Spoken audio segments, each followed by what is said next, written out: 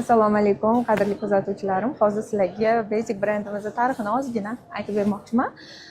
Hozirda mana xursand bo'laman. Ichkari shovqin, ichkariga kirmay turamiz. Ish qizg'in, chunki bizda Xudo xohlasa ochilish kuni yaqin.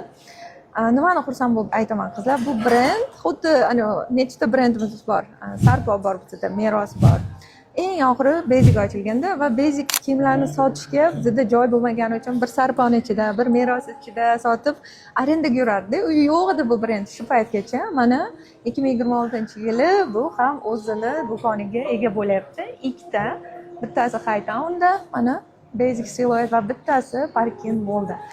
Shunga shunaqa xursandman, xuddi onalar o'zini farzandlarini hovli to'y qilib chiqarsa qanaqa xursand bo'ladi, bizlar ham shunaqa xursandmiz va hovli to'yimizga sizlarni albatta chaqiramiz. Kelinglar, chunki juda ham zo'r yangiliklarni biz aynan o'sha kuni ko'rsatamiz. O'zingiz ko'rasiz, Basicda shunaqa narsalar bormidi deb o'ylab qolasiz. Biz harakat qilamiz va 2026-yil brend konsepsiyasini to'liq o'zgartirib, biz ayollarga eng kerakli bo'lgan eng go'zal ko'ylaklarni sizlarga taqdim etamiz. Bizani qo'llab-quvvatlanglar, olqishlab qo'yinglar, chunki bu O'zbekistonda ishlab chiqariladigan brend. Bu yerda matosidan tortib tikilishigacha o'zbek ayollari mehnat qiladi. Hech qanaqa narsani chetdan Turkiyaga, Xitoydan olib kelmaymiz va bu juda ham mashaqqatli.